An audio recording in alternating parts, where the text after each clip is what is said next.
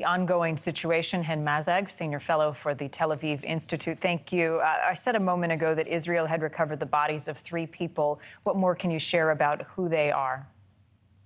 So we know that those people were kidnapped into Gaza. One of them, at least 2 of them, were alive when they were taken, and they were executed by Hamas. That's not the first time that bodies are being brought from Gaza, and then forensic would analyze them in Israel and find that they were indeed executed in Gaza. I think it's an important point because when Israel is fighting in Gaza, it's doing everything it can to avoid civilian casualties on both the Palestinian side and the Israeli side. We know that the hostages are held in homes, in tunnels, in some tunnels, in specific tunnels that Israel is avoiding going to, or doing any act that will jeopardize the lives of those hostages. And to this point, Israel has confirmed that every body of hostage that was brought into Israel was executed or killed by Hamas, slaughtered by Hamas in Gaza. And do we know, I know it's difficult, but if those executions and killings took place at the beginning, near October the 7th, or if they were more recent? So there were some cases that we found out that that the bodies that were retrieved were actually executed a few weeks before. There were some videos that were released of some of the hostages that have been killed, that Hamas released the videos of them being killed. There was just earlier this week, when Israel was attempting to rescue one of the hostages. Hamas has moved them when they found out that Israel is coming there, when the IDF is coming there, and moved the hostage, and then released a video how they killed the hostage in captivity. So it's a very delicate war, because we're fighting against an enemy, Hamas, that has no regard to international law or any human standards. Just today, the IDF has discovered a whole area that was, they had a speaker that was sounding voices of cries and talks in Hebrew, and the IDF got there, and the place was just booby-trapped. The whole place was had dolls that had bombs in them, just ambushing the Israeli soldiers and attempting to kill them, because they know that the Israeli soldiers are there to rescue the innocent civilians that were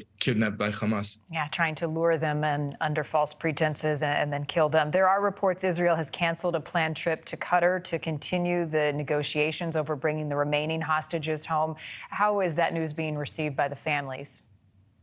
So the families actually were calling this out and said that the Mossad, the head of the Mossad, must be able to travel. And the Prime Minister's office has responded just recently, saying that the head of the Mossad should be and is encouraged to travel anywhere, if it's Qatar or anywhere else, to promote a deal of ceasefire and release of the hostages. But Qatari media reported in Arabic today that there's no one to speak to in Gaza, that Hamas is not responding to their phone calls, and it's joining a report from Egypt yesterday. Egyptian officials were saying that Hamas did not agree to any negotiation before Israel stopped the fire, and Israel was open to doing that before, as we know. But as long as Hamas is not even willing to negotiate, Israel cannot stop the effort to rescue those innocent civilians, because we know that every minute is critical. And I spoke with a member of the Knesset in the last 24 hours, and he was critical of the Red Cross not going in to verify the well-being of the hostages, saying that they have been and remain neutral on this. Is there truth to that, and what are you hearing? Absolutely. You know, I served as a humanitarian officer in the Israeli Defense Force for 5 years, from 2008 to 12.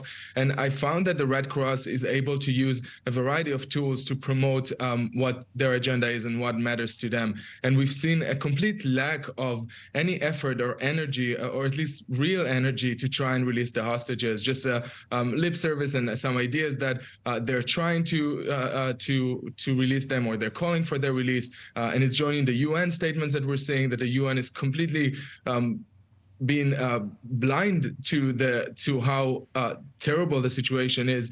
We heard from families of hostages that met with the Red Cross, that the Red Cross told them to think about the Palestinian civilians. When these families are going through hell, instead of seeing them and being compassionate and trying to understand the pain that they are going through, the Red Cross has done nothing, truly nothing. They have so much more that they can do. And I don't buy the idea that they're saying, we heard from the Red Cross saying that they're trying to be very delicate with Hamas and they don't want to shake the boat too much. No, they need to use everything they have, any tool tool in their arsenal to make sure that the hostages are being released.